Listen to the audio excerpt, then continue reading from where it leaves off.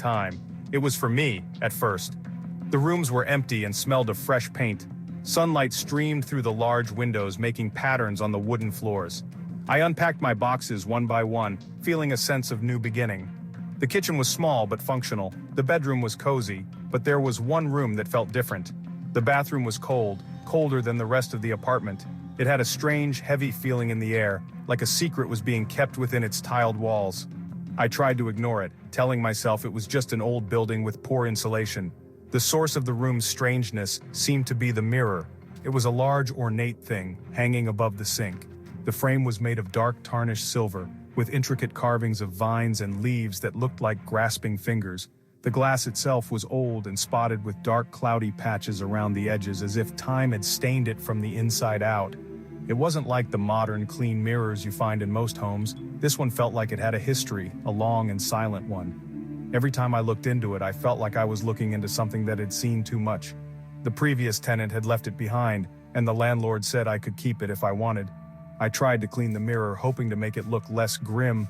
I sprayed cleaner on its surface and wiped it with a soft cloth. But the dark spots wouldn't go away. They seemed to be embedded deep within the glass itself, like permanent shadows.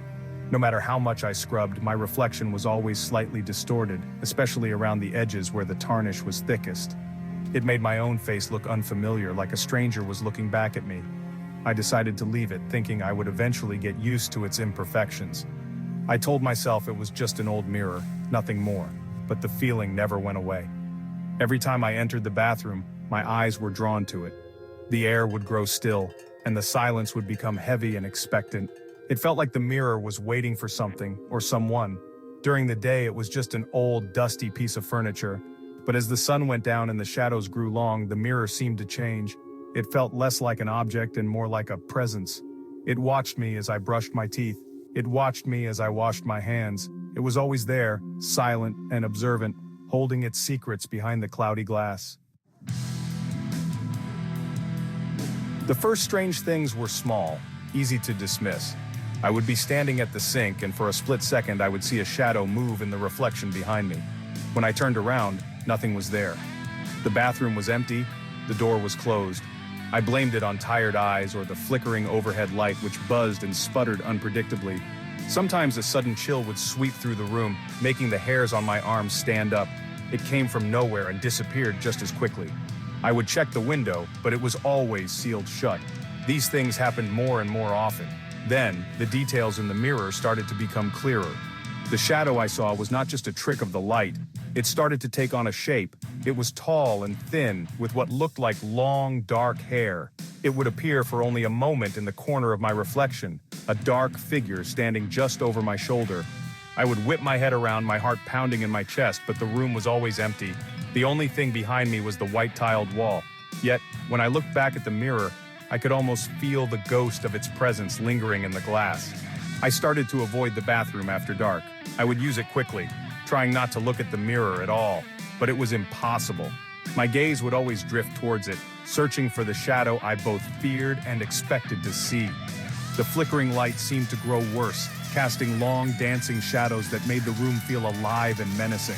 One evening, as I was washing my face, the light buzzed loudly and went out, plunging me into complete darkness.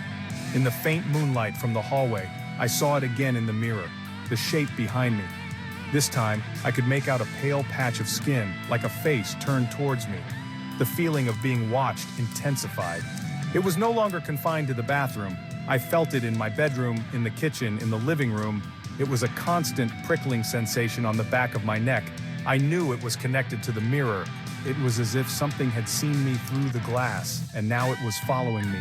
I started sleeping with my bedroom door closed, but the feeling persisted. The apartment, once a place of new beginnings, now felt like a cage. I was living with something unseen, something that watched me from the other side of the glass, waiting. One night, I woke up suddenly. The room was cold and silent. I looked at the clock on my bedside table. The red numbers glowed brightly in the dark. 3 o'clock in the morning. A strange compulsion pulled me out of bed. I don't know why I did it. It felt like I was not in control of my own body. My feet carried me out of my bedroom and down the short hallway, directly towards the bathroom. The door was slightly ajar, and a sliver of pale light seemed to be coming from within. even though I knew I had turned the light off. My hand trembled as I pushed the door open. There in the mirror she stood. It was not my reflection. It was a girl. She looked about my age, with long, stringy black hair that fell over her shoulders. Her skin was unnervingly pale, almost translucent like fine porcelain, and she was smiling. It was not a friendly smile. It was a wide, slow, deliberate smile that did not reach her dark, empty eyes. She was wearing a simple white dress, old-fashioned and plain. She just stood there inside the mirror, looking directly at me. My blood ran cold and I couldn't breathe. My heart felt like it was going to burst out of my chest. I slowly backed away, my eyes locked on her smiling face in the mirror. I looked around the real bathroom. I was completely alone. The space behind me was empty. The tiled floor was cold beneath my bare feet. There was no girl, no white dress, no one at all.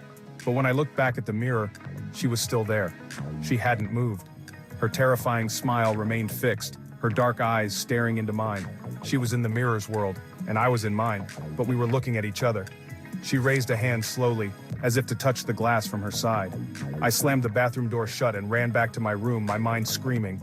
I hid under my covers, shaking uncontrollably, but I could not get her image out of my head. The pale skin, the long dark hair, and that awful knowing smile.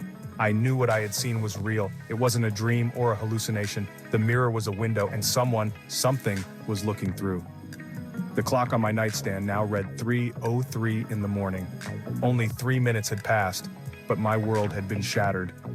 I was no longer alone in my apartment. I had met my roommate. After that night, everything changed. I saw her all the time. Every time I dared to look in the mirror, she was there. Sometimes she was standing right behind my reflection, smiling her terrible smile. Other times she would be in the background, a pale figure half hidden in the mirror's cloudy depths. She never made a sound. She just watched me. Her presence was a constant, terrifying weight.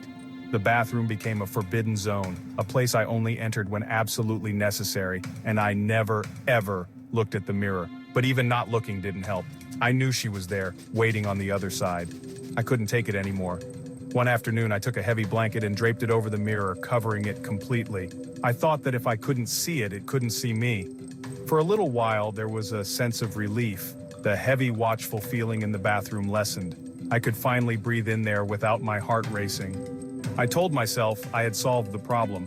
The mirror was covered and the girl was trapped behind the thick fabric. The apartment felt a little more like my own again. I thought I had won, but the peace did not last long. The feeling of being watched returned, but it was worse now. It was no longer just in the bathroom. It followed me everywhere. I felt her eyes on me when I was cooking in the kitchen. I felt her gaze when I was trying to watch television in the living room. I felt her staring at me as I tried to sleep at night. Covering the mirror hadn't trapped her. It had set her free. Before, she was confined to the glass. Now, her presence filled every corner of my home. I felt like a prisoner constantly observed by an unseen ghost. Even with the blanket securely in place, I know she is still there, behind the glass, staring. Her eyes are always on me. I can feel them now, as I write this. It's a cold, constant pressure at the back of my mind. The mirror is just a doorway, and I was the one who looked through it. Now the door is open. I live in constant fear, waiting for what she might do next. I wonder if one day I will look into another reflective surface, a window, a puddle, a polished spoon, and see her smiling face instead of my own. What would you do if your reflection wasn't yours?